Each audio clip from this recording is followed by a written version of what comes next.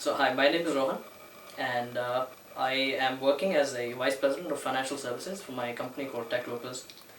It's a small company, an SME, and we've recently started operations. I have a very inconsiderable experience of 3 years, but CPA has changed that limited experience into a vast understanding, and I've opened to a new industry that I thought would not exist in India at least before. So for anybody who's want to start their CPA and is looking, I'm sure everybody does this, I did this, I went to almost every center there is, in Delhi at least, and I had a talk with the Beckers, I had a talk with the Concord, I had a talk with Eddie Pristine, and then I finally came to Miles and I found a spot which made some sense to me.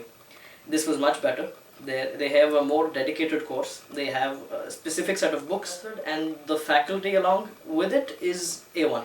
It is the best, undoubtedly. They're very well educated, they're very well, they understand your specific needs instead, I would say. So instead of having a class with 20 people stuffed in a room, it's an auditorium full of people with professionals already there, and they're already talking about things. You get to learn a lot being in that class, which is related to CPA, which is related to financial divisions or financial industry.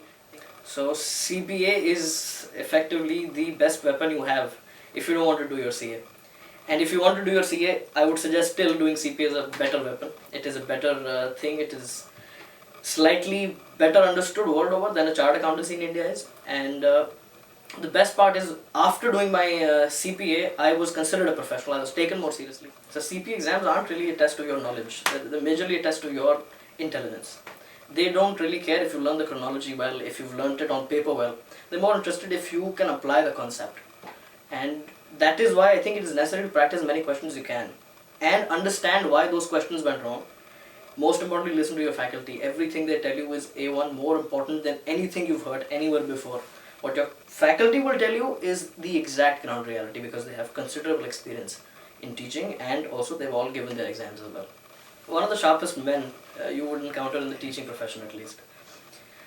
And I'm amazed he's not teaching at a very premier institution like Harvard or Stanford. He's a great guy. He knows his concepts and he'll explain it in the simplest possible manner. And he won't get angry at you if you ask him twice or thrice. And his books, I think, are simply the most amazing tool ever made for CPA.